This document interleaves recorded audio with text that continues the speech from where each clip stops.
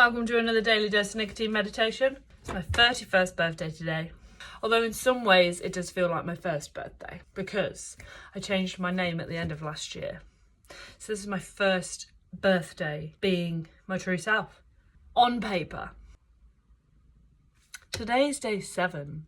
It's 1 week today. I'm so proud of myself. I'm really grateful for who I am and where I am in life. The previous younger versions of me are patting me on the back for a job well done.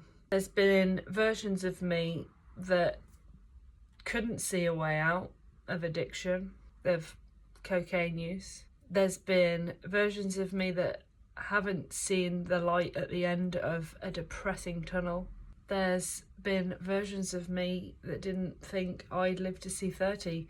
There's versions of me that couldn't wait to be a mom of 2 boys. And here I am, thriving in it. This is the first birthday that I can recall consciously knowing I am clean and serene. I'm sober. I'm nicotine free. I'm vice free. Materialistically. This is me. No stimulants, no depressants, no enhancers. That's a lie. I do take beta blockers for my anxiety, but that's part of who I am. Day 7. I've quit vaping. I've stopped doing cocaine. I've stopped being an alcoholic. I've stopped smoking weed. I've stopped doing all those things. And it was fucking hard. Some of those at different times. It's fucking hard. Recovery is not linear. Recovery is sometimes easy, sometimes hard. But you can do it too. I promise. If you keep trying and keep showing up, even if it takes 1,000 times to keep picking yourself back up and keep showing up for yourself, you can do it. Just keep imagining this version of yourself who is the best version of you, and keep dreaming about that person. Keep connecting with that person. Communicate with them. Express your thoughts and feelings with that version of yourself. Be true and be honest to yourself. Enjoy the highs and ride the fucking lows.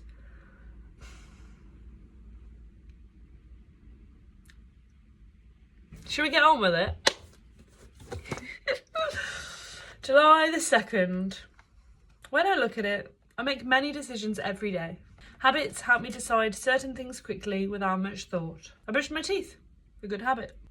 Or I use nicotine, a bad habit. Usually I do not think about these little decisions. I allow habits to rule. When the issue is big, such as moving from where I live, I give the decision more thought. I try to figure it from every angle. Sometimes I make snap decisions, reacting to a comment or acting on a whim. I can make impulsive decisions because it causes anxiety to really examine the factors in a big decision. As I take step 3, I may make the decision again and again.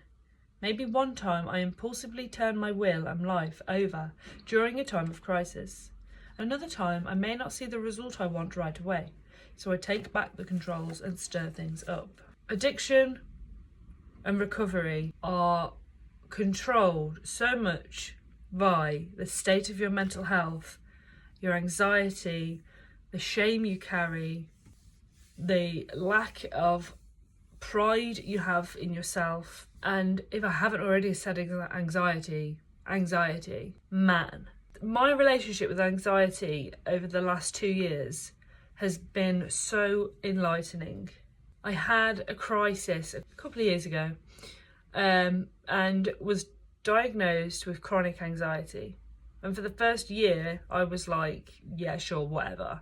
This is just situational. I've got a lot on my plate at the moment, so that's why I'm struggling at the moment. But after a year of really honing in again on my mental health and focusing on me and listening to what was under the surface, I realised that actually this tracks, and I've been anxious a lot, quite constantly, my whole life. For as long as I can remember, feeling anxious is kind of my baseline. So over the last year, I've done so much work on my anxiety and my self-esteem, which are kind of parallel. I decided to start working on my self-esteem and doing things that I wanted to do, but I was always too nervous to do, like singing. Always loved singing, and I've always done it, but I've never done it publicly. So over the course of the last year, I've started singing at open mics, not just attending them. Started singing at karaoke's and just singing openly with my friends and with my partner and with my kids, and it's done wonders for my self-esteem. And throughout that process and throughout that journey, I've become aware so much of my anxiety and how my anxiety controls my perception of the world and of myself. So being medicated for my anxiety has helped a lot. It's brought that baseline down so much. And now I only get really anxious when I'm triggered, and I've learned to recognise my triggers, which has been another level of unravelling and unmasking and just expressing myself as me and not showing up as who I think people expect me to be.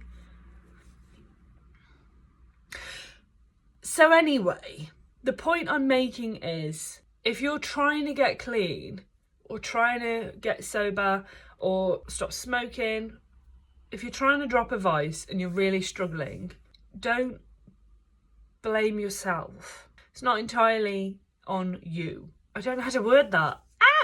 You might need more tools in your belt. If you have been consistently and repeatedly trying to stop doing something and you can't, then maybe it's time to get some help. Or try helping yourself in different ways that you've not explored before. Is there underlying anxiety or suppressed depression, or that you're burnt out or overstimulated or dysregulated? Maybe it's time to go and see your GP and open up truthfully about your mental health, because boy oh, has it helped me a lot. Hitting rock bottom was for me the best thing that could have happened, both when I needed to get clean, when I needed to stop drinking, and when I was suicidal. 3 different times in my life where, for me, the change happened when I hit rock bottom. But I'm now at a point, having been through those experiences and learnt from them and learnt about myself in the aftermath of those, I'm now at a point where I don't have to hit rock bottom to start making the changes. Like, if this is rock bottom and this is the top, in the past, in those big crisis times, I haven't helped myself really, truly, until I've got to the rock bottom. But now, like, this is what, halfway? So now, before I don't know where it is. Sort of varies, I suppose. To be honest, now I'm about here. I've lost my flow.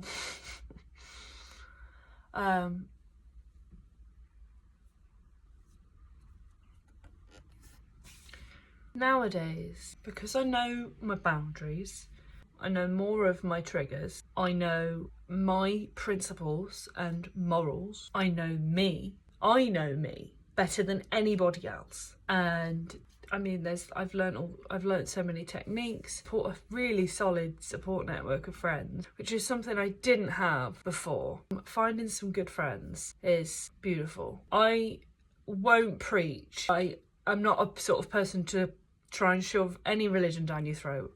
But if you pray for anything, pray for some friends. Because being lonely is the hardest thing when you're trying to change. I've gone on so many sidetracks.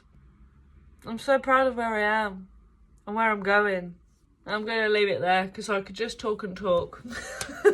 But I've got a birthday to birth. I've got a day of birth to birthday on this day, of which I was birthed a while ago. It's not working. I'm going to quit while I'm not ahead. Happy birthday, Aurora. You fucking gem. Peace and love. Love and peace.